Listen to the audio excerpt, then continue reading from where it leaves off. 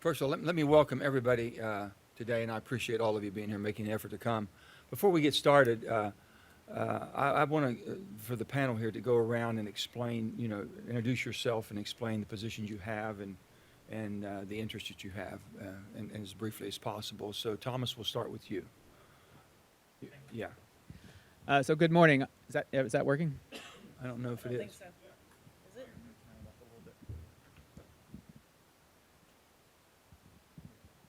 Good morning. Yeah, There we There go. we go. So good morning. I'm Thomas Minnie. I'm the state director of the Nature Conservancy in West Virginia. The Nature Conservancy is a global environmental organization that's here in all 50 states and in 72 countries. As we think about the Inflation Reduction Act and the provisions that are in it that are designed and suited to tackling the climate issue, we're excited to see many important pieces of that legislation achieved. West Virginia is a traditional energy state, and we recognize that. But we also recognize that many people in West Virginia are looking boldly into the future of what West Virginia can be, and the provisions in the Infrastructure Reduction Act that address the climate issue can also be a boon for West Virginia as they bring new revenues and new technologies and allow West Virginia to be true to its traditional energy state while stepping boldly into the future. I'm going to clarify one thing if I can. This is being Zoom live, and we have people they're watching, listening, and they'll be calling in later on who couldn't participate. Brandon? Brandon Dennison, Coalfield Development, based in the southern part of West Virginia, working to rebuild the economy. Chris DeWeese, I'm a partner with Suttle and Stoniker CPA firm that has offices in West Virginia. Also a small business owner. I own Greens Feed and Seed, Tim Hogan's Flooring, and several other businesses in the community. So here to discuss IRS issues, both focused on small businesses and also from the taxpayer's perspective. Hi, I'm Tom Krauser, and I'm a business consultant with World Headquarters in Mink Shoals, West Virginia. And I deal mainly with the printing and graphics industries. And I happen to be a columnist at the Charleston Gazette Mail for on Tuesdays. My name is Angela Vance. And I'm with AARP. We're so pleased to be here today to talk about how we're going to lower the cost of prescription drugs. And I'm Gayleen Miller. I'm the state director for AARP here in West Virginia. We're the largest membership organization for people 50 plus and their families. And we too are delighted to be here today. Thank you, Senator Manchin. I'm Joe, and I'll be later on. My name is Cecil Roberts. I'm president of the United Mine Workers. I represent, or our union represents, active coal miners, retired coal miners, laid off coal miners, and disabled coal miners, and we think this legislation speaks to all of those groups, and we'll be happy to talk about that later. Thank you. My name is Toby Rice, President and CEO of EQT, America's largest natural gas producer. We produce about 6 BCF a day of natural gas. To put that in perspective, that's about 1 million barrels a day of oil in gas form equivalent. What we do at EQT is two things: provide energy security to the world and also help arrest emissions. And certainly when you think about the energy crisis that we're struggling with, is a root cause of a lot of the issues that this world is struggling with. And this world needs more energy, and looking forward to seeing how the IRA will help us bring more energy into this world. Good morning. Thank you for having me here today, Senator Manchin. My name is Alicia Knapp. I'm president and CEO of BHE Renewables, and I'm here representing Berkshire Hathaway Energy, which is the whole owner of BHE Renewables. And we have a suite of assets. All of the above is really were the definition of that, I would say, with our energy assets throughout the U.S. and in the U.K. and Canada. And so the IRA provides a lot of opportunities to support the clean energy transition, and we're really excited for all aspects of it, really, from materials to deployment of clean energy and supporting a responsible transition to clean energy. So thank you for the opportunity. Good morning, Senator. Great to see you. Michael Killian with Equitrans. We have been providing midstream services in the Appalachian Basin for 135 years and here to talk about energy security. Hey, Senator. Greg Hoyer, Vice President of Government Affairs for Diversified Energy.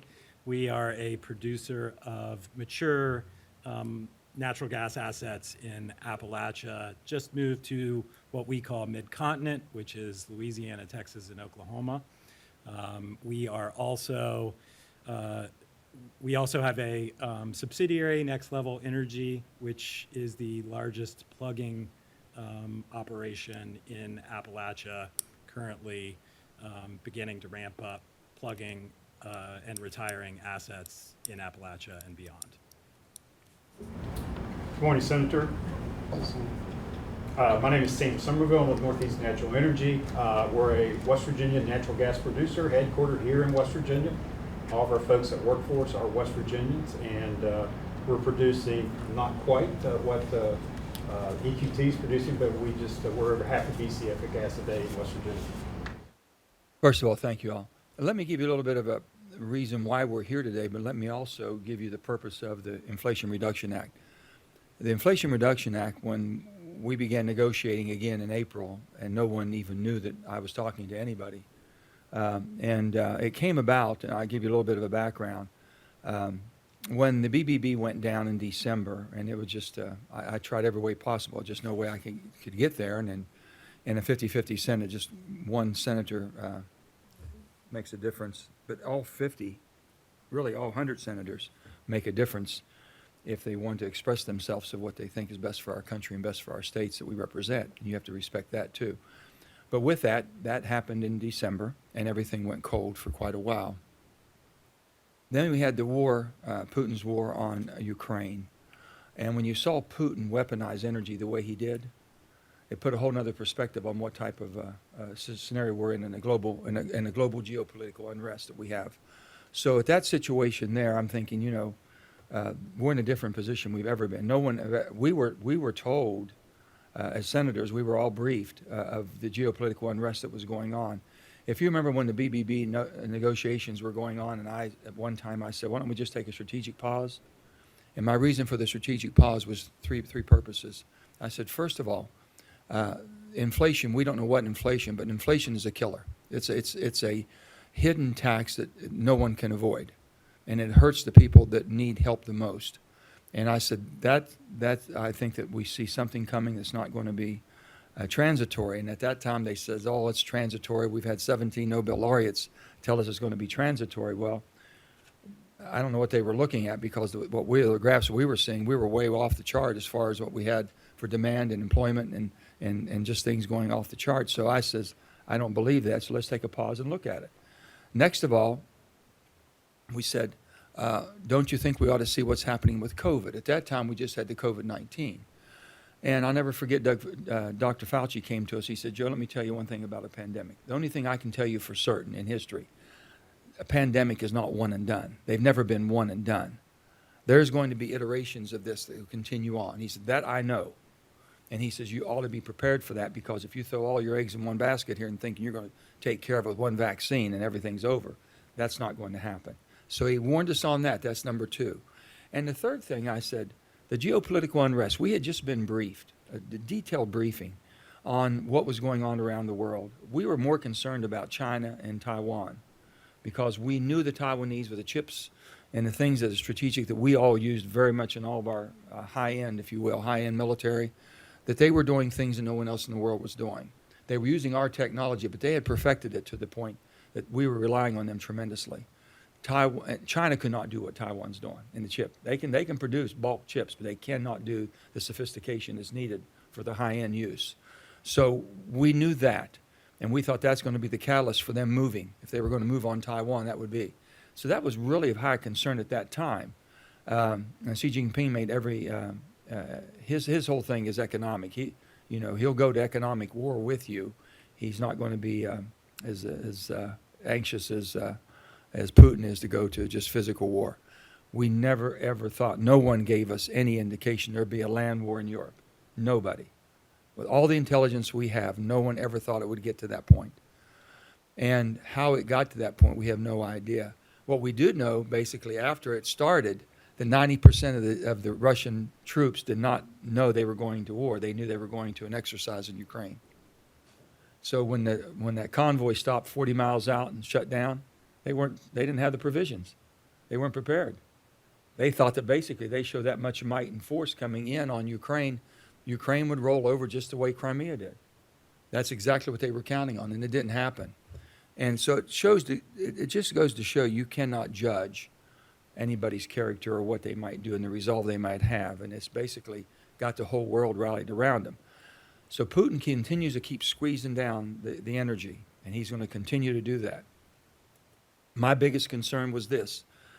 So when the BBB was killed, and then we were basically in limbo up until April, and it started in April getting to the point to where inflation was basically killing all of us, every person, man, woman, and child in America, and we have to do that. And I said anything that we would do, and I told Leader Schumer at that time, I said, Chuck, I said, the bottom line, you get one piece of legislation you could do, and I think it'd be passed bipartisan, would be the reduction, the Medicare bill, that we could basically let competition and let them go out and negotiate.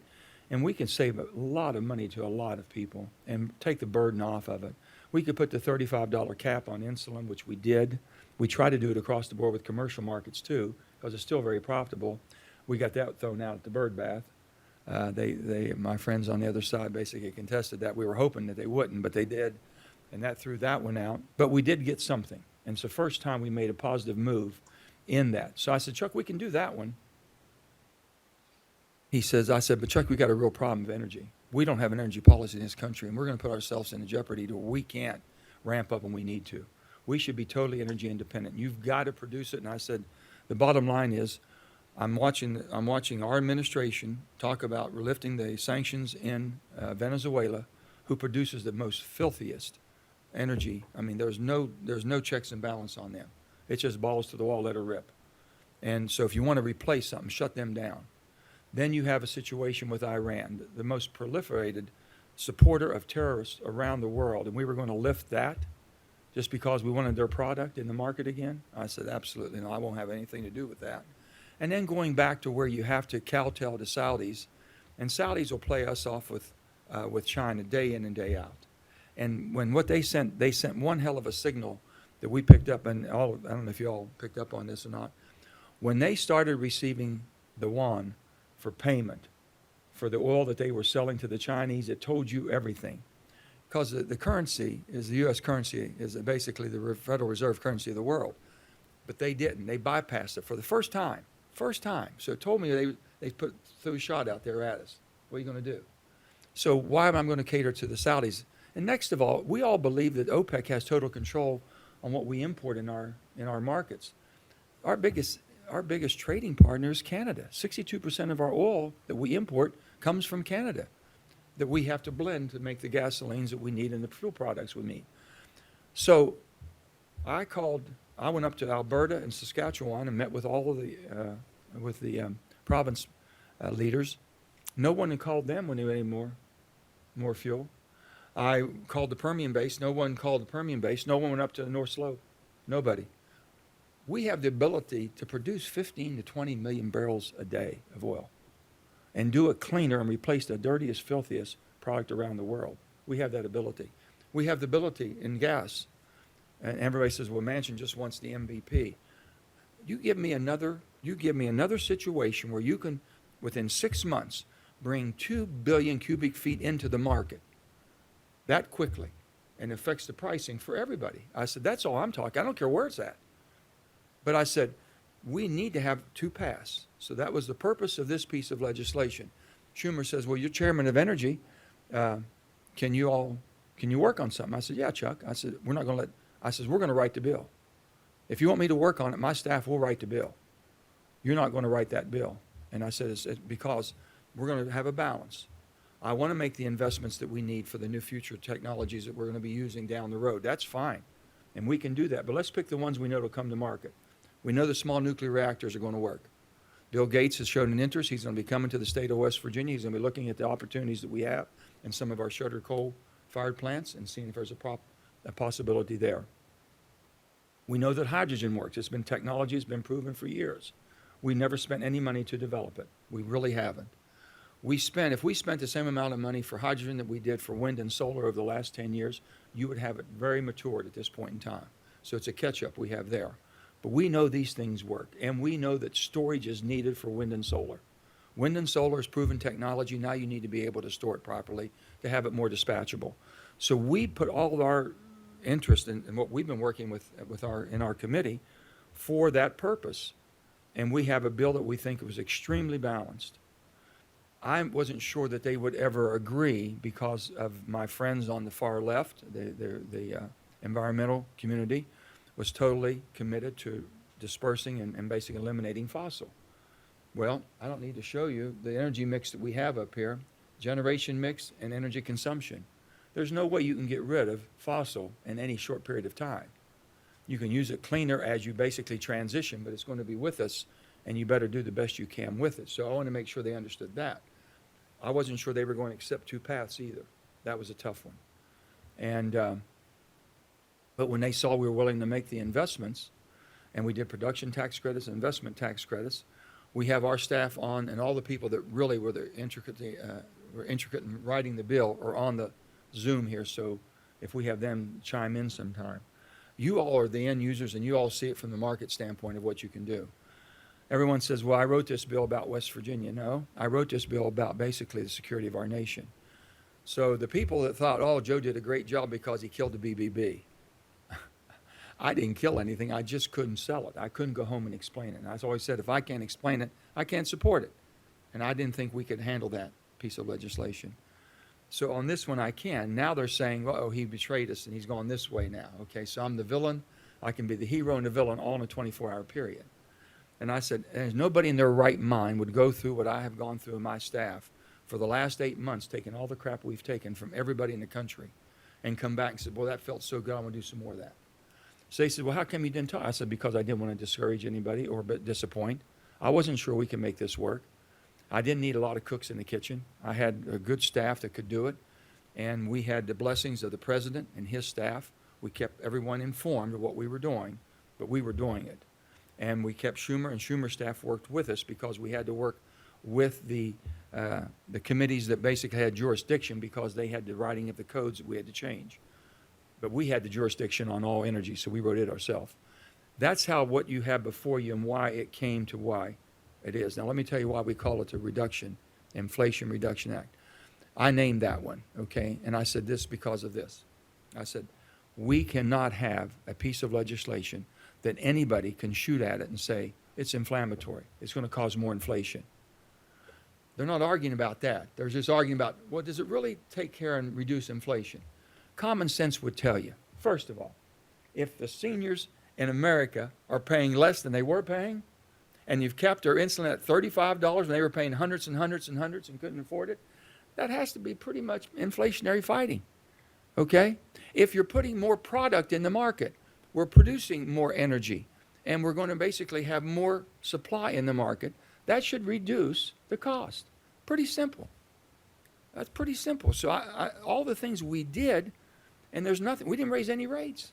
I could not believe that they would not agree on a 15% minimum for the largest corporations in the world that have $1 billion of book revenue 3 years.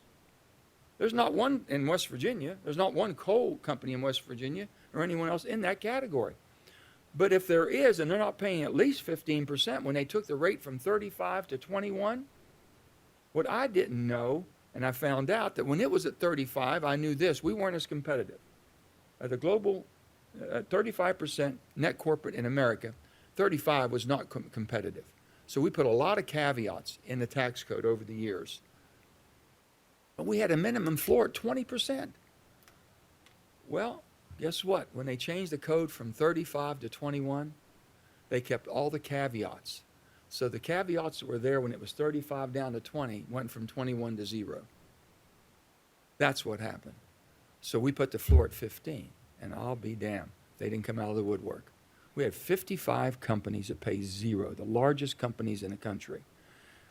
We didn't raise the tax on anyone. And how my friends on the Republican side can say we raised taxes on people making 200, I don't think we changed any rates. We made sure of that. And it just goes on and on, but we'll get into more of this in detail later. But I want to give you a little bit of a background. Our main thing was lower the cost of living, fighting inflation for everybody. That was the biggest concern that we had. The other one that we had there was reining in the cost of health care, which is why we have people that have expertise and can speak on that. And then basically providing energy security and diversification. You have the energy people here. You're not on schedule is what you're saying? I'm done now. Okay, I'm done. I got it off my chest. Okay, so basically, as we talked about, we have Putin's war in Ukraine, we have the energy being weaponized, and we have the ability to be energy secured in our country and not have to rely on rogue nations around the world and be able to help our allies. That's the purpose of why we're here. So with that, we're going to get started and talk now with the people who have the expertise. So Medicare drug costs, ACA, ARP, Gayleen, you, and Angela, if you want to take off and go on and what it really affects and what you've been working on for so long. Yes, sir. Lowering the cost of prescription drugs has been a priority for AARP my entire career with AARP. It's something we've worked tirelessly on, and the historic Inflation Reduction Act of 2022 is going to go a long way to lower prescription drug prices and out-of-pocket costs. Things that are in the bill, I keep calling it a bill. It's a law now. It's a law. It's not a bill anymore. It's a law. So some of those provisions are holding drug companies accountable when they increase the price of drugs faster than the rate of inflation, which has been a tradition, a long-standing practice of pharmaceutical companies.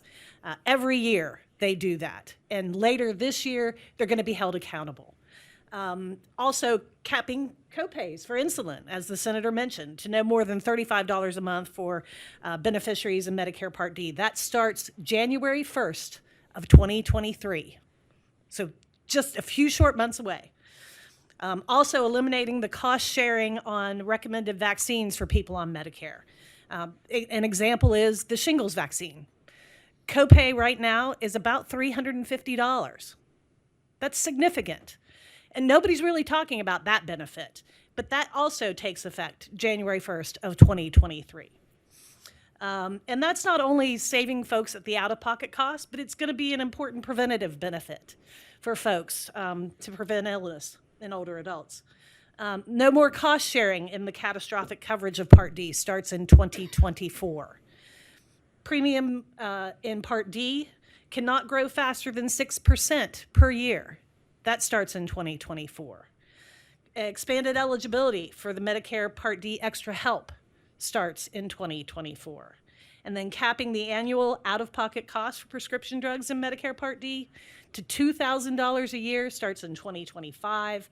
And finally, Medicare is going to be able to negotiate the price of prescription drugs with manufacturers, and that starts in 2026. These policies have broad bipartisan support among voters and will save taxpayers and Medicare billions of dollars. Thank you, Senator Manchin. For 20 years, Medicare had been legally prohibited from negotiating drug costs. And the pharmaceutical industry had been fighting to keep that prohibition in place to protect their profits. We are now on the verge of finally bringing seniors some real price relief. I can't overstate what a monumental improvement this prescription drug package has and will be for older Americans struggling to afford their medications. The law will also prevent a massive ACA premium increase that could affect nearly 3 million people in the country, 16,000 West Virginians. This is so important, especially for our members who are between the ages of 50 and 64, who pay the highest premiums, up to 3 times more than the average American. We're pleased that the bill extends this financial assistance for 3 years. And enacting these provisions represents a major victory for families across the country who are struggling to afford their prescriptions or health insurance. And now is the time to start lowering the price of prescription drugs for all Americans. Again, thank you, Senator Manchin. Thank you, Galen. Angela, do you have anything you want to add to it? Just to reiterate, thank you very much. Like Galen, I have been working on giving Medicare the opportunity to negotiate my entire career at AARP. When I first started at AARP, I drove around the state seeing who was eligible for the low-income assistance program. And so now for our friends who make $20,000 or less a year, that program will be extended to them, and they'll get extra help paying for their prescription drugs as well. These are meaningful things that will happen to people in their daily lives. Galen talked about the shingles vaccine, which if anybody's ever had shingles, you know how painful that is. But you know, the whooping cough vaccine is also huge if anybody's had a child or a grandchild, and you have to make the decision whether you're able to safely be around an infant. And so these are things that will impact people's lives in such a valuable way here in West Virginia. And the satisfaction that we have today sitting with you, like we said, we've been working on this for 20 years, and we really thank you for the opportunity to be here today. The only other thing I would add, Senator, is while we got to exhale for a minute when the legislation passed, we know that the work continues. And we really appreciate the opportunity to be here today to make sure that folks know in West Virginia how they will benefit from the Inflation Reduction Act. So thank you. I just think that basically the savings, there's no doubt that anybody on Medicare, and we have 300,000 people on Medicare in West Virginia, 300,000, they're going to have tremendous savings and be able to plan their life around not having unordinary expenses they can't afford. I think that's the greatest advantage we have. Cecil, from the standpoint on, we've been criticized by all my dear friends in the coal industry for some reason think that this is going to be harmful, and I think it basically is a pathway forward that we can continue to produce the energy and provide the energy the country needs. So if you want to give your thoughts on that. Well, I would disagree with our friends in the coal industry who have been suggesting that. First of all, I think we need to take a look back and then get ourselves to the point where we are now. You have done so much for this industry and for coal miners in this nation. And I want to quickly point out something that happened prior to the passage of this legislation, and that was the saving of 80,000 retirees' pensions and their health care, which used to be paid for by the coal industry. So signatory companies alone received a $5 an hour for every hour worked by a coal miner. Their savings are astronomical with respect to that. And the health care that they were paying for these retirees was taken care of in this legislation, which you championed. And somehow that slipped their mind along the way. And there are active coal miners today in West Virginia and indeed across this nation that still have a job because these coal companies don't have to pay for those pensions and health care because they'd have been out of business if that was not the case. So that's the starting point where I would begin this conversation about who's done what for this industry. The second thing is they suggested, they being the industry, that their taxes per ton had doubled. Do you know what they were talking about? They were talking about a tax that's been in place since the 80s that just happened to expire for about 7 months. And that tax of $1.10 pays for these miners who are sick with pneumoconiosis and indeed dying with it.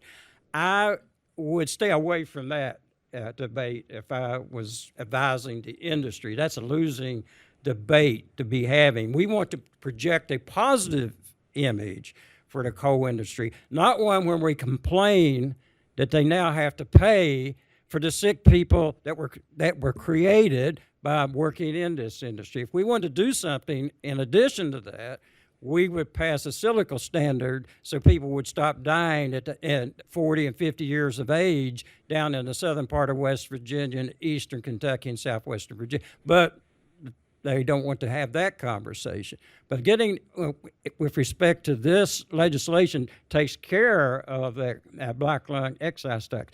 Let me make a couple more comments. They actually let a person like me speak at the press club in Washington, D.C., and mostly billionaires and important people get to go there. They actually let a coal miner in there twice in the last 3 years. And what I suggested was this.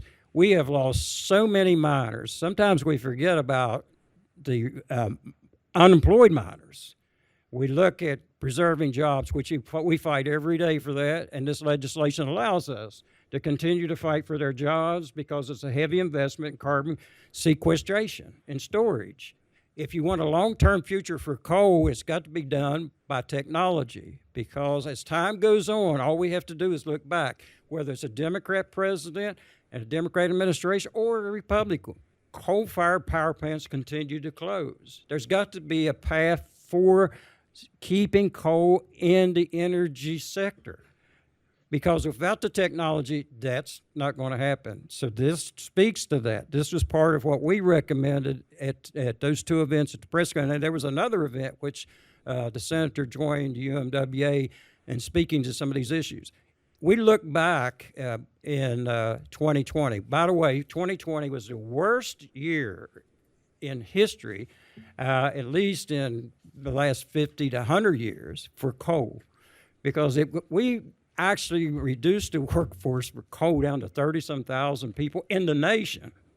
Today, by the way, one of the things that hasn't been said is the price of coal is through the roof right now, and it has been for about a year and a half, both metallurgical coal and steam coal, because of demand for energy, what the senator just spoke to.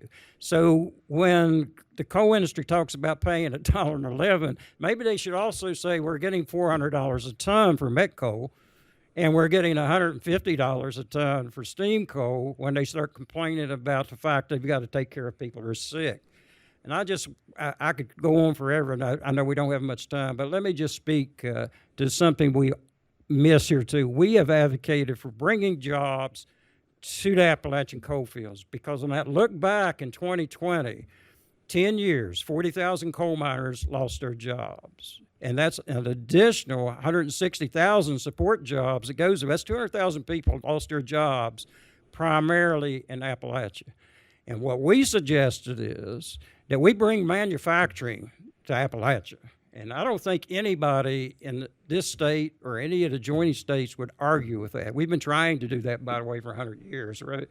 So we suggested some kind of investment at that time, before the legislation passed, to bring those jobs here. And by the way, I'm pleased to announce, and I think most of you have seen, where there's a battery plant that's coming to West Virginia if everything stays on track, and we're going to represent those workers, and I believe we're going to have about 800 jobs in manufacturing batteries here in West Virginia, and that's what we need here. And some people, I noticed a comment, and I'm going to shut up here in a minute, about when you released this, that somebody made a comment, oh, this helps China because they manufacture all the solar panels and wind turbines. Well, guess what? That's the whole idea. Let's stop manufacturing these turbines in China and stop producing all these other energy goods in China, and let's start doing it here in West Virginia and pay people a middle-class wage and make those jobs union. And with health care and a pension and a future, let's keep our kids here. And that's the whole idea of some of the incentives, particularly with the tax rates. I could talk here for another hour, and the senator told me shut up, so I don't want him to have to do that. But look, this bill speaks to everything that we discussed in those two appearances before the press club about what needs to happen in Appalachia to put people back to work. So we speak to the unemployed miners here. We keep the active miners working. We've already taken care of the retirees. But there is a group of retirees and not as fortunate. Those are the ones that work for non-union companies. And the benefits of this health care go straight to them because they're depending in their elderly years on Medicare to survive. So people who've worked in the industry, people who are working in the industry right this minute, and people are laid off, this benefits them. And if anybody wants to debate that with me, I'd be happy to do that. What we're going to, thank you, Cecil. I don't think they're going to debate you. What we're going to do is stay with energy real quick if we can, and everyone tells us exactly how they evaluate the bill from their expertise point of view, what it does not just only for West Virginia, which we want to know, is this helpful for West Virginia, but how it helps the nation as far as energy independence. I'll clarify one thing on cars. I've never been in more direct negotiations with the auto industry than I have with this, because they went after me with a vengeance. I didn't want electric vehicles. I said, the only thing I can tell you is supply and demand. You're telling me you have to have the $7,500 credit, you're not going to make it. You're converting everything to EVs. I said, my historical evaluation of what's going on here is, I said, it's the first time in the history of the United States that we've never been able to be totally independent on transportation mode. When Henry Ford did the production line, you know, and Model T, and we were able to basically not only manufacture totally independently of any foreign supply chains, the combustible engine, all the gears that it takes to run a vehicle, and make that vehicle, whether it be that, trains, planes, or automobiles. We've done it without depending on foreign supply chains. You want to transfer our entire transportation mode, and we're going to be beholden to total foreign supply chains to run our transportation mode, and I'm not buying into this. And they kept saying, what? I said, I'm not buying into it. I'm not going to be waiting in line like I did in 1973 when OPEC shut down and I had to wait in line to buy gasoline to go to work. I'm not going to be waiting for a battery to come from China that I can run my automobile. And I said, so I'm not forgiving you all anything. I'm out. And they just go, and then they kept negotiating. I said, okay, the $7,500 you have to have, I'll tell you how you're going to get it. First of all, you get $3,750 if we start extracting the rare earth minerals, which we don't do in our country or North America or any of our dependable supply chains, as far as foreign supply chains that we have with our favored nation trading. I said, so if we can show we do that, we source it, and we process it. And then if we manufacture it, you get the other $3,750 if the manufacturing for the battery is done in North America. You want to get your $7,500? Then build this industry. I am not going to sit here and sign off on something. That went on for 2 months. An unbelievable amount of pressure from lobbying, what they wanted to have. And right down to the last minute, they thought I would cave on that. I said, I'll cave. I'm going to take everything away from you. I gave you an offer of $3,750 to get $7,500. I'm taking all that off the table. They said, we'll take it. And that's how we got to where we got to. But that is something, this bill basically tried to build things that we weren't doing. That's all. And I think it's going to be tremendous in the battery that Cecil talked about. So with that, we'll go down. Toby, we're going to go into the energy, and you all know it well. You know what opportunities we have. And they've been very much, we've had both sides involved in this as we negotiated through our committee on a very silent part of it, but they gave us the technology and gave us the input that we needed to make this work properly for our country. Toby. Joe, so you asked, how does the IRA help? I think one of the biggest things that this bill does is identifies the fact that we are dealing with an inflation crisis. And what this bill does is this points in the right direction and says, this is the root cause of the inflation. It's energy. And Americans now know that energy is everything. It's the only product that every single American uses every single day.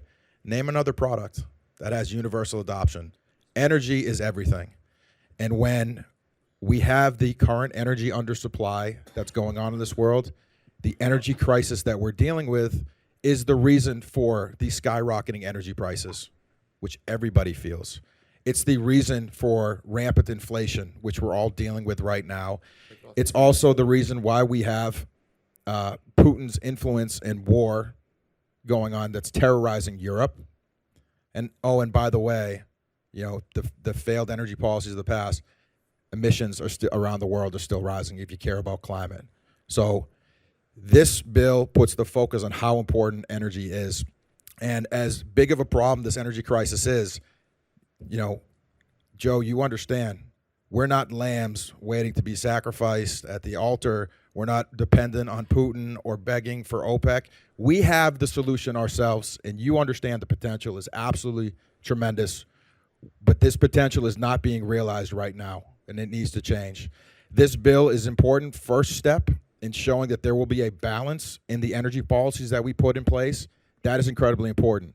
But The thing that needs to happen is the commitment to the permitting reform, because we need to build more energy infrastructure faster than we've ever done it before. Pipelines and LNG facilities, that's the key.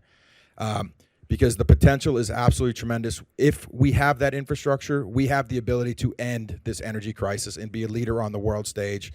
We have the ability in the United States to increase our energy production, and specifically on the gas side, by over 50 BCF a day. That'd be a 50% increase in natural gas. And while that natural gas would be slated for exports, in doing that, the impact would be absolutely tremendous. Using this natural gas to replace foreign coal, which is, the coal industry is doing amazing around the world, by the way. It's never been bigger. Unfortunately, it's not happening here in the United States.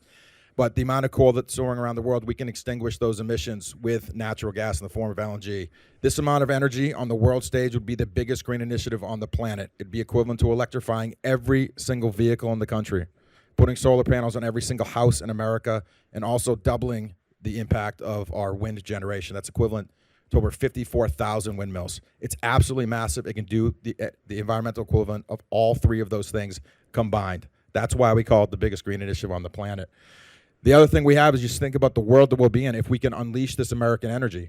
Not only will we be unleashing the biggest green initiative for the planet, we'll also be in a situation where we have 50% surplus energy flowing through the veins of America. That means when we have to respond to a price signal, right now, this takes 18 months for us to see a price signal, for me to push the button on my desk to get the rigs, the crews, and get all the work done so we can actually bring that supply to the market. With this surplus that's already flowing, while slated for exports, it's going to be on standby to respond to price signals. And instead of waiting 18 months to respond to a price signal, we'll be able to respond in 18 hours. That is going to bring tremendous amount of stability to prices. That's going to lower energy prices, keep gas storage full, and Americans will continue to benefit from the lowest energy costs in the world. The other thing I'd say is this amount of energy on the world stage, 50 BCF a day, would be enough energy to replace Putin's energy that he sells to Europe 2.5 times over. Replace Russians' energy. They export about 20 BCF a day. So replace them 2.5 times over. It's absolutely massive. And to put this in perspective, the United States has the potential to increase its exports to over 60 BCF of gas a day. How powerful is that on the world stage? Well, that's the energy equivalent of around 10 million barrels a day of oil. Let me say that again. The United States can be an energy exporter of natural gas equivalent to the power of Saudi Arabia. We have that potential. And then we'll also be unleashing the biggest jobs creator in the country.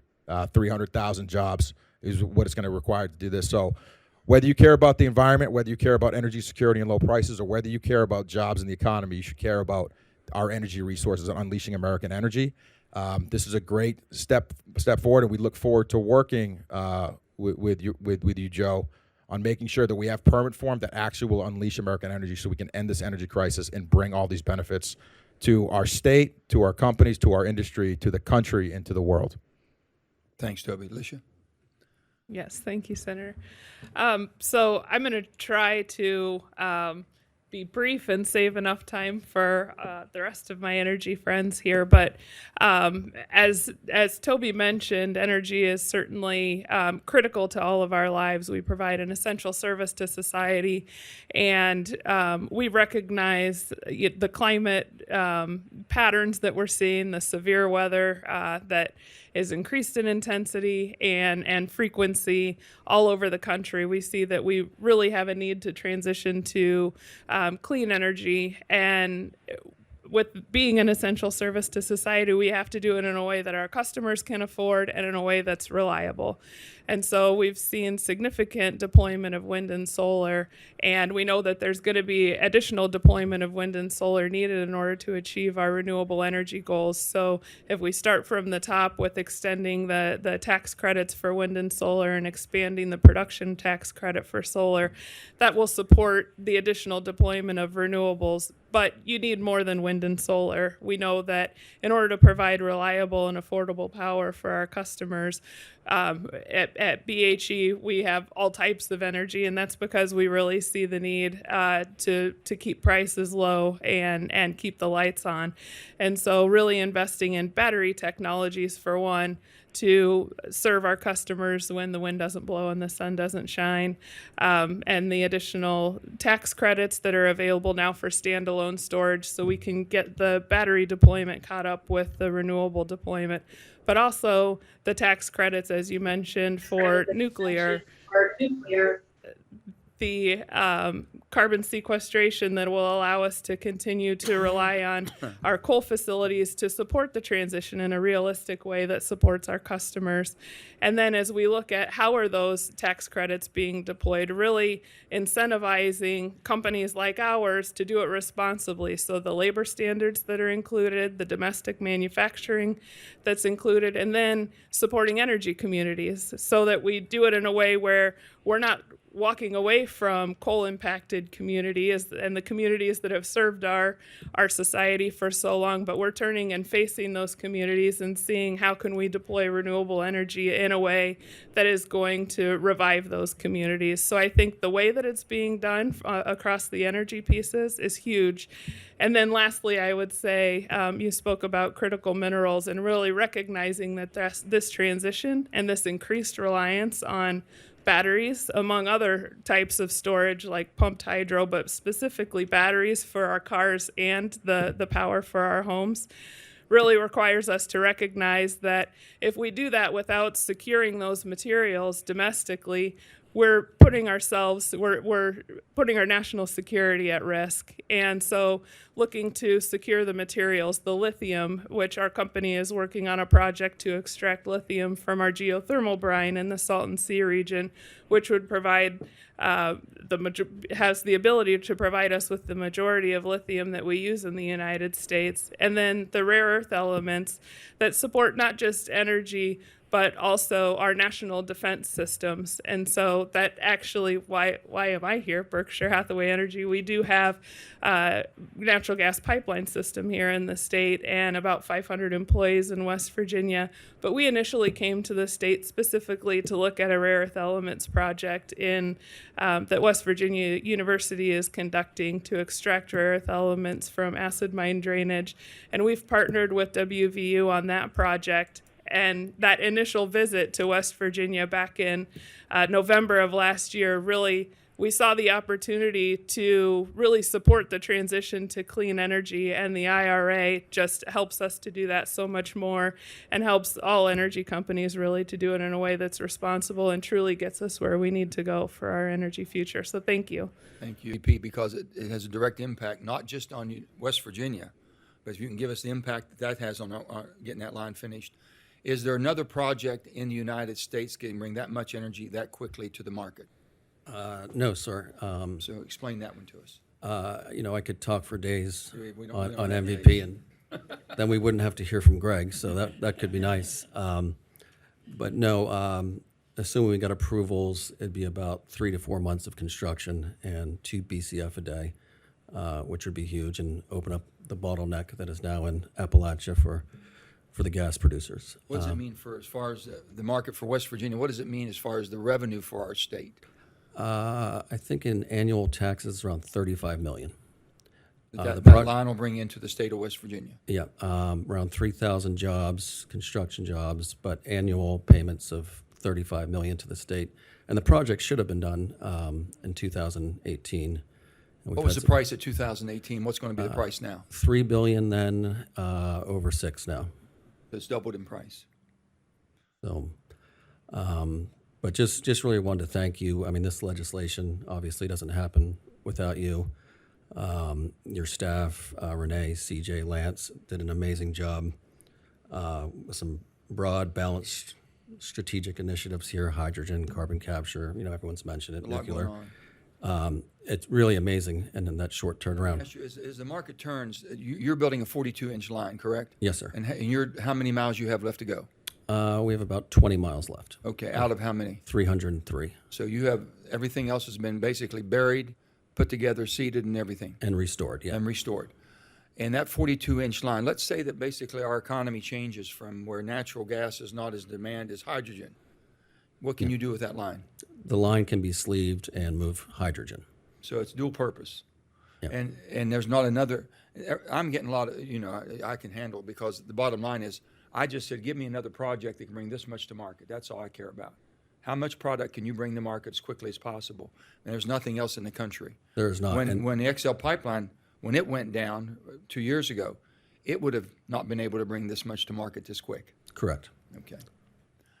Greg, what do you got now as far as on the small producers? Greg basically represents the company that has much of the smaller, the old traditional wells that we had straight down, where a lot of people were worried about, oh, now the methane fee that we're going to put on here will put all of them out of business.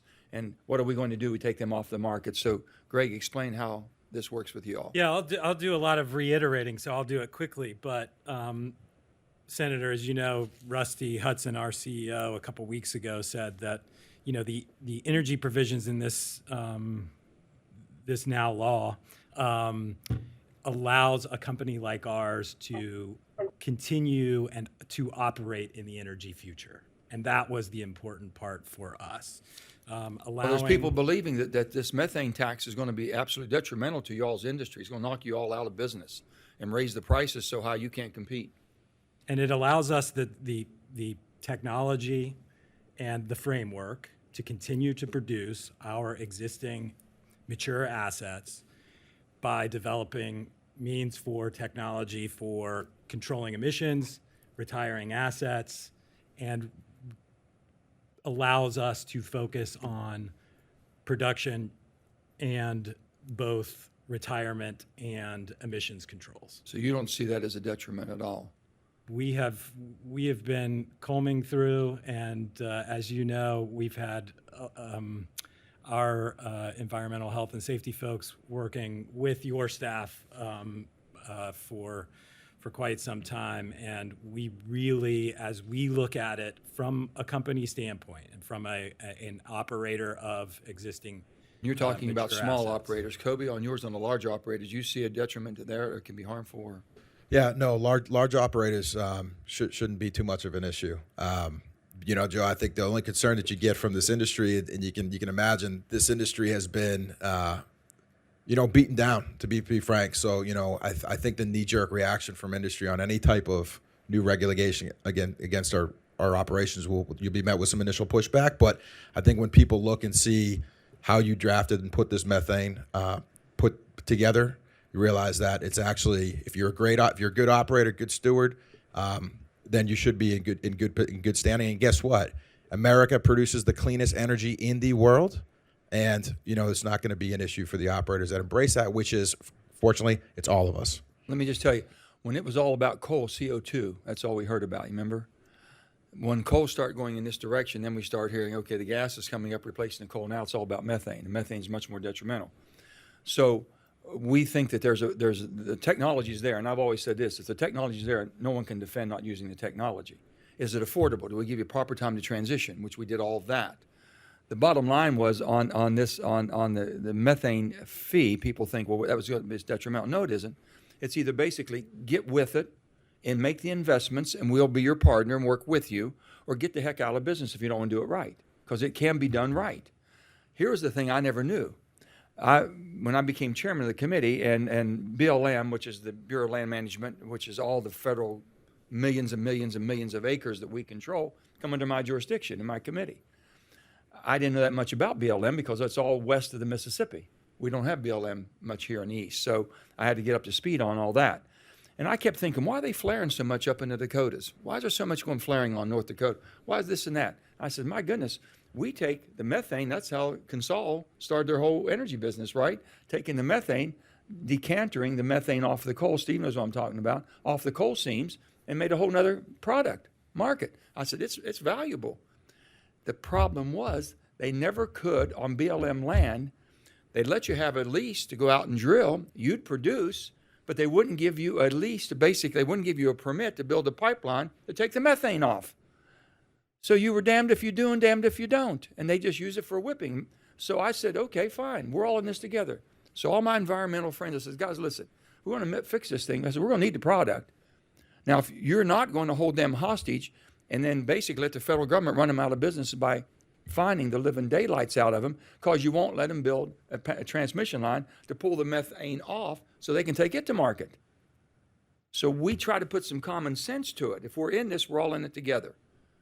And that's where we've ended up with, and I think that's, And we think it has given, it will give a framework for conventional operators to do it right. to do it right into the future. And if you have people that don't want to, they're not going to be around very long. I understand that. But, this is not designed to run anybody out of business.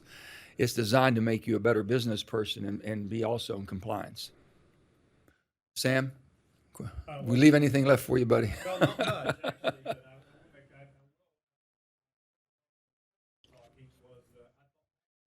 but oh, I'm sorry, to the 1973 gas lines. And I remember sitting there and remembering if that was the day I was supposed to be in line or not. And I know. that came to mind. But, I think we've always been an energy state. I think we are even more of an energy state now than we've ever been. And I think a lot of the provisions in the IRA will really help us continue to do that. I mean, our industry, as my friends have talked about, I think we do things responsibly.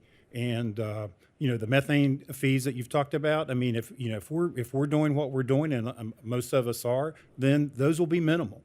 And I think we can get there. My big concern, and we've all talked about it with MVP, is the financial incentives seem to be there, but for people to invest and deploy capital, they need assurance that it's not going to be tied up 6 years as opposed to 3 years and sitting there with billions of dollars in increase. And I think that permitting processes and getting those through and approved are going to be really critical.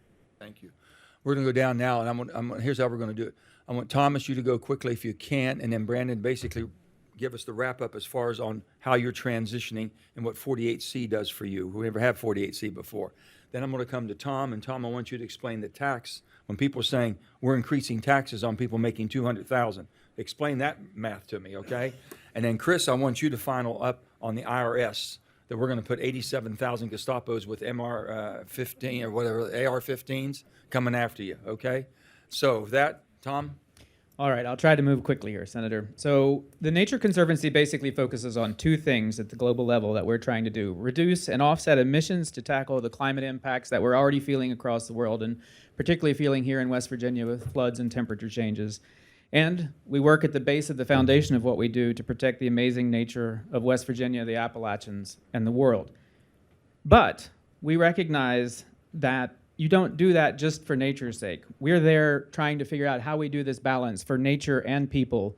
And for me as a West Virginian, our tagline for the West Virginia chapter is to do this and make nature and people thrive together. That's my commitment to West Virginia and the work that we do.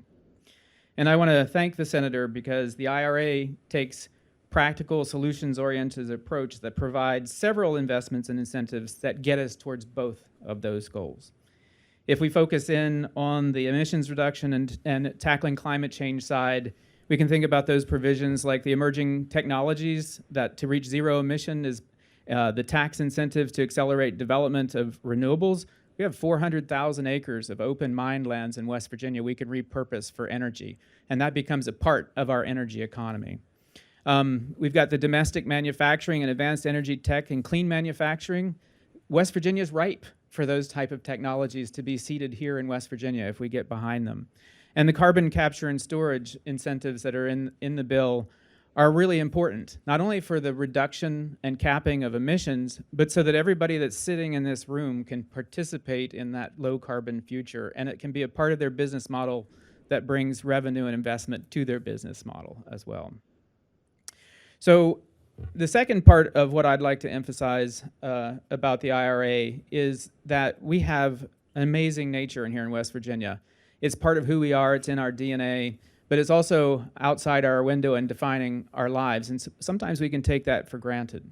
But the forests of West Virginia and the Appalachians are an amazingly important resource for the world for carbon storage, not only for the plants and animals and species we love to look at, but this is an important landscape for making sure that we keep that carbon stored in our trees and in our soils, and we have a real contribution to make there. So the investments and incentives for climate-smart ag and forestry, natural climate solutions based on the nature that we have, are going to go a long way and make real contributions to both of those goals. I want it all. I want the beautiful nature, and I want it to be serving those climate goals that we have. And we can do that in West Virginia. And West Virginians need to get better at saying we can do it all as opposed to one thing. Brandon? I'm sorry, Tom. I'm sorry. No. So I just wanted to end then. I'm trying to go fast here, so I'm going to end now. So I would just like to thank you again, Senator, for pushing the IRA forward. You know, we've been working across the aisles for a long time, and many people are in support of these incentives and these initiatives that are included in the IRA. We want to continue those discussions. There are real dollars and real outcomes for West Virginians, for jobs, health, livelihoods. We have real climate outcomes. And as a West Virginian, I'm glad that we're getting our fair share of these benefits as we step boldly into the future. I would be remiss to say, if I didn't say, as the Nature Conservancy's representative, this building on past commitments on climate gets us to 40% of goal. We still have a gap. So I look forward to working with everybody here and to all of our partners across the aisle in the future to think about what's the next bold steps we can take and how is that going to benefit West Virginia as we are true to our roots as a traditional energy state and step boldly into this low-carbon future. Thank you, Thomas. Brandon? Senator, the first thing I want to say is just as a lifelong West Virginian, growing up here, seeing you in the spotlight, I'm just so proud. I just feel like you've embodied the best of us, you know, to be honest, to be fair, to have the courage, to be a problem solver. You know, folks who oppose this are basically for doing nothing. I mean, I'm hearing crazy talk out there about how this is going to decimate the economy of the coal fields. Well, those people must not be living in the coal fields because we've been decimated. You know, I mentioned being born and raised. I have friends that I've grown up with. Most have left to find jobs. More than I can fathom have died because of addiction, which is tied directly to economic hopelessness that we've been feeling. So to sit back and say, to oppose, say we're not going to do anything about inflation, we're not going to do anything about economic diversification to try and bring jobs, we're not going to do anything about what 48C does. This is legislation that Senator's staff has been working. Explain to him about 48C. It's in the bill. This is the only place I could put this piece of legislation, and it's all geared. Tell them what it's geared about to. manufacturing, bringing manufacturing, green manufacturing, to extraction communities. So it's saying, okay, markets are changing. Some fossil fuels are in decline. Maybe we're going to we want to bring manufacturing here for green batteries. Let's do it in those extraction communities, what Cecil was just talking about. Let's get some actual good-paying union jobs in the manufacturing sector to come here to West Virginia. Let me see if I Just can. on What it basically said very quickly is that if you have a coal community that had a coal plant or anything related to coal or a coal power plant that has been shuttered and that economy has been decimated, you can use 48C. There's $4 billion set aside strictly for coal around the country. Most of it's going to be in the West Virginia areas, in some of the Pennsylvania, western Pennsylvania, some a little bit of Ohio. But we are going to be the crux of this. And you give a 30% reduction on anyone you can attract to the state of West Virginia to bring in businesses in those shuttered areas. And I've been trying to diversify the economy of southern West Virginia. This is year 12. I've had more interest from the private sector, manufacturing sector in the last year, just with an eye towards this hopefully passing, than I did the previous 11. So we're feeling a real impact in southern West Virginia already just on hopes that this would pass because the incentives are so strong with a focus on coal communities. Also for solar, Coalfield Development helped invest in Solar Holler, the first solar company in the southern part of the state. We're talking about tax credits for renewable energy.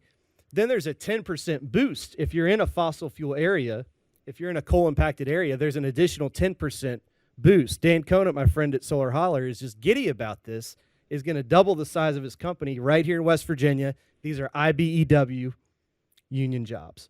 So I want to thank you for how you've held yourself throughout this with a major spotlight on you, but I want to thank you as a Southern West Virginian for giving us a chance. This bill gives us a chance to get back in the game, to diversify our economy, to have some good paying jobs, and to stay relevant in changing energy markets. And I'm hopeful. Thank you, sir. Thanks, Brent. Tom, explain the math. Thank you very much, Senator, and appreciate it. I'm glad you gave me 2 hours to do this. Oh, you didn't? Well, let me tell you, we have, I'm listed on the agenda as tax issues. I would rather modify that slightly and say we're really talking about cost and price policy issues because what the word on the street is, you add a 15% minimum tax, and that's going to add to costs, and that's going to be passed along to the consumers. And unfortunately, since 1989, I have published pricing guides for printing companies and so forth, and dealt with cost price issues all those years. So I'll let Chris take care of the tax issues. But let's deal with this cost thing, 15%. First off, there are different types of corporations, C Corps, S Corps, there's other kinds of formations. This tax, the minimum tax, applies to C corporations. If you take the S Corps and the C Corps and put everybody together in the partnerships, about 19% of those in America are C corporations.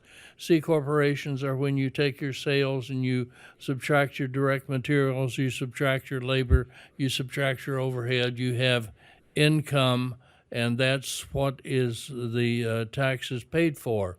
As you mentioned earlier, Senator, 52 companies in the United States haven't paid no corporate income tax. Well, still looking at this, so 19% of them are C corporations, but even at that, the tax doesn't apply unless the net income, that's sales minus paying for the direct materials, minus the wages, minus the overhead, unless we don't have $1 billion. And there's a offset there with the foreign corporations and so forth, but this isn't going to be effective. We didn't touch foreign. We didn't go overseas. They wanted to go overseas, and I said, no, we can't. In a very unstable market with worldwide inflation, we're not going to go down that path. We're going to make sure that we're stable here in this country, and we stayed domestically in our own country. So we didn't, the guilty and all the other stuff they were telling you about that made us, Right. we didn't touch that at all. Okay. We're willing to go if the OEC, if they go, which are other foreign countries, but not until then. We're not going to lead the charge on that. So we kept that neutral. Fantastic. Okay, so it only affects a small percentage of the total corporations or businesses. Now, those businesses prior to 2017 paid this normal corporate tax. It ran from 19 to 31%, used a sliding scale. It was dropped to 21%, and they removed the alternative minimum tax at that time, which was 20%. Now, corporations took opportunities to take lawful deductions and got down well below the 21%. And so what this bill does is it just simply says there's 15% a minimum tax that we've got to pay. And it's not so much that we're increasing the taxes there as much as it is we are taking away the extraordinary advantage a company has not paying a tax where their competitor does pay a tax. So we're leveling the playing field on that. And we ask if that will be passed along to consumers. Well, it's a complex price policy thing, but if you think that when a retailer puts something on sale, if they're losing money on it, if you think they're losing money on it, then that's not correct, because they're typically expanding the quantity that's sold. And this is a similar situation. The corporate income tax is paid on what is left over, not what is going into the costs, and we don't normally use that as a hard cost. Corporate income tax is a hard cost to mark it up. There's other price drivers in each industry. Oil would be a price driver a lot of times for coal, energy, and so forth. So there's many different kinds of things. Not all of them are just basically cost plus. So no, this is not an increase in taxes especially on the consumer. I've never seen anything. Chris, you might want to wrap this thing up for us real quickly, because there's an awful lot of scare tactics being used.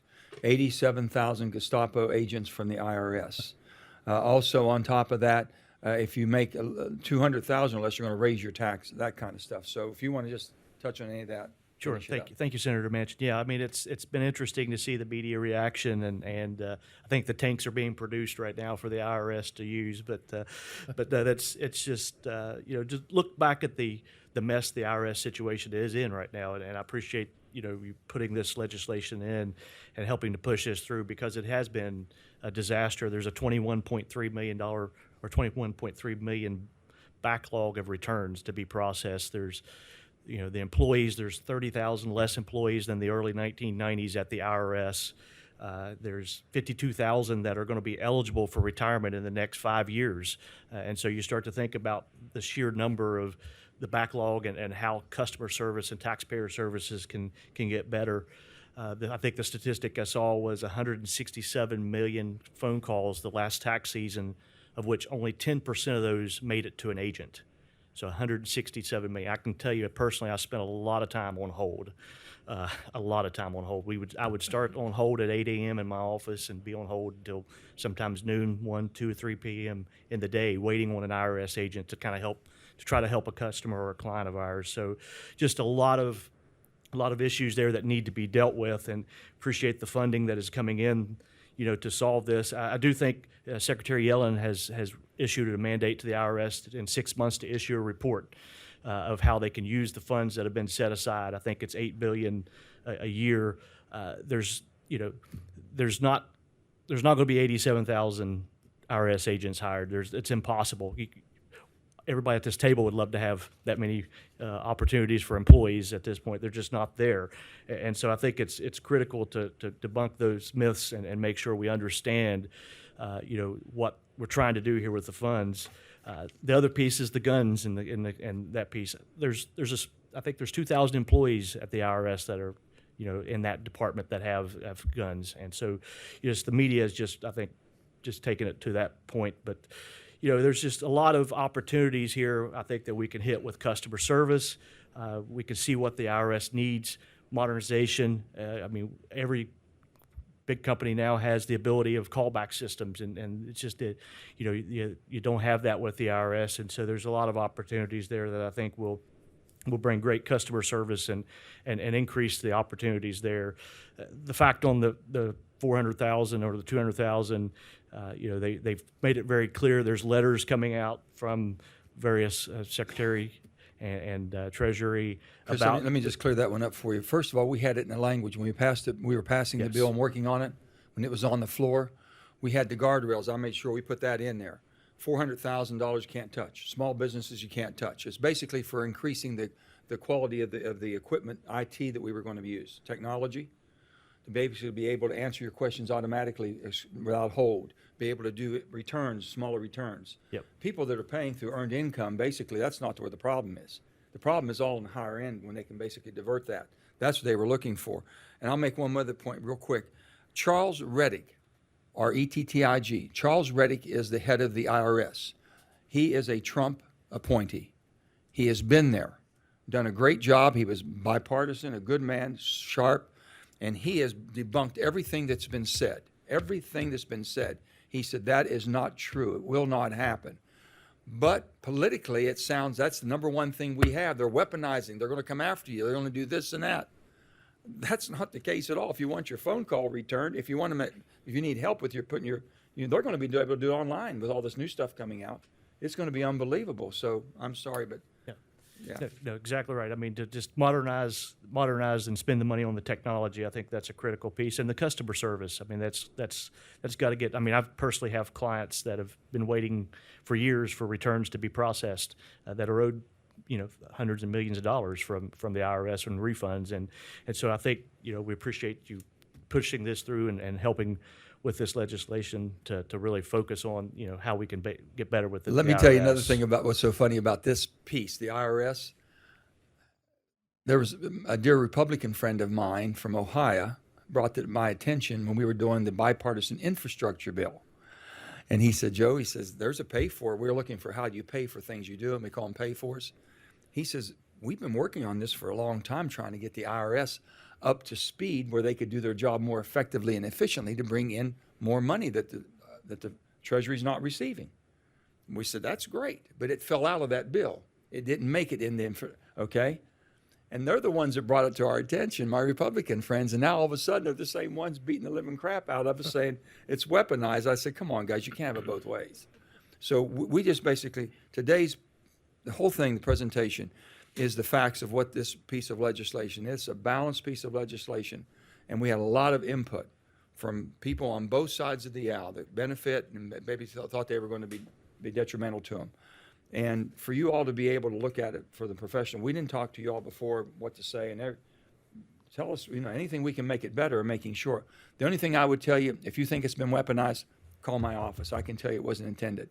I can tell you that Janet Yellen will not let that happen. I can tell you the President of the United States will not let that happen. It was not the intent. If you think somebody's harassing you and coming after you and targeting you, call me. Call the office. We'll take care of that for you. So put that to rest. This other things here, the opportunities are going to be tremendous for our state of West Virginia. We just have to be prepared for it. And that's the bottom line. I'm concerned about the workforce. Do we have the workforce to basically to meet the demand? Do we have the supply of the workforce? Steve, I look at you all back there and Senator and all you guys are fighting for. We've got to have a trained workforce that can rise to the occasion. Charlie and the whole thing in the supply chain and all of that, I appreciate it. An open mind to all of what we've done here. This could be the most transformative piece of legislation that I've ever seen come down the pike for an awful long time. Not because we were involved, but because basically we come from a state that's been affected by some policies that haven't been good for our country, I believe. And this is one that we can take care of what you need today and look at what we can provide tomorrow. And we've never had that opportunity. And West Virginia can play a part in that. Before we go, we'll go to the press. So I'll go up to there and anybody, whoever the press wants to talk to. From the audience, I know you had a couple comments, if you would. This act is beneficial to West Virginia. There ain't any question about it.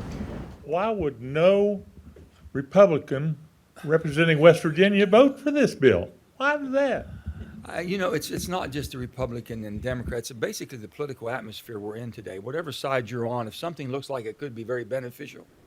And I'm going to be honest with y'all. I didn't do this to help the Democrats or hurt the Republicans. I did it to help the country. I swear to God, I didn't look at it from a standpoint of politics. Everybody kind of thinks that it happened because of politics. And those who know me and worked with me before, when I got COVID on that Monday before the Wednesday, and they were voting on the CHIPS bill. And I guess that, and it had been said, and they didn't tell me about this, that Mitch McConnell said that he wouldn't move the CHIPS bill if he thought we were going to do reconciliation. And he'd been talking off and on to me for a month or so. We'd go on the floor, we'd talk. He said, Joe, you're not going to do a big bill. I said, I'm not doing any big bill. I'm not in favor of a big bill. Mitch, I'm not going to do that. But I said, I'll tell you this, if I have a chance to put an energy policy together for our country, I'm going to do it. I never thought I'd get that chance. I never, in the wildest dreams did I think that they would give me the pen and let my committee work as they did for 3 months with each and every one of you all to put something that made so much sense for our country. Never thought that would happen. So they were just assuming nothing was going to happen. I don't know why, but they always knew if I could do something with energy that helped the country, I would do it. But I kept my mouth shut because I didn't think it would happen. I get COVID on Monday morning, so I can't go to, I'm done. And so now, Monday, my staff says, I said, how are we doing? Well, they agreed on this. They agreed on this. We changed this. This is looking good. Monday night, we're going around the clock. Tuesday, are we getting closer? By Tuesday night, we had draft. We had language. And by Wednesday morning, we had agreement on all the language. I'm still in COVID, going back and forth on that. And Schumer calls, and I says, Chuck, I think we've got the bill if you guys are going to sign off of it. We gave you what we're going to sign off on. If you guys, he says, we accept it. President calls, we all talk. I said, let me make sure you all understand. None of this, all this is great, but it doesn't do what this country needs unless we do overhaul of our permitting process. We cannot build things in America today because of the permitting. And I says, we have written a bill, a permitting overhaul. And we're basing it off of Canada and other countries that have very strict environmental controls, but also they accelerate. They give you time. They give these agencies time certain, whether it be on NEPA, whether it be on water, whether the Corps of Engineers, whether it be Interior, and then it lets if you're going to build something or you want to build a transmission line to take wind and solar from the desert into the metropolis areas, and you want to get that transmission line built, then you know specifically that could be done no more than 6 months to 2 years, you should be finished. If not, they're going to say, can't be done, reject you quickly before you go down the path of spending from $3 billion to $6 billion.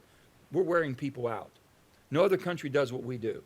So we've written a bill that helps both existing energies we have for energy and the new technology that we're going to need to bring on board for the new clean transition. And now I got them saying, oh, we're not going to agree to that. I couldn't put that piece of legislation in this bill because it had no financial ramifications to it, which fits into the reconciliation. So it got thrown out with a bird bath. But I have a commitment from the president, a commitment from Nancy Pelosi, and a commitment from Chuck Schumer.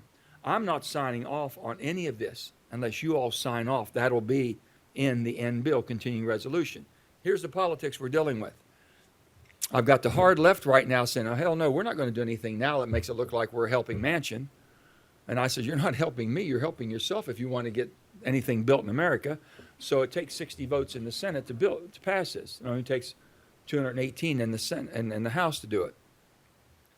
My Republican friend said, and Lindsey Graham, a friend of mine, he says, if Joe thinks we're going to do that, he's crazy. We're not going to do that. And I'm thinking, this is something the Republican Party has wanted for the last 5 to 7 years I've been with them. Joe, we've got to do permitting reform. The first thing, they had 3 things they wanted.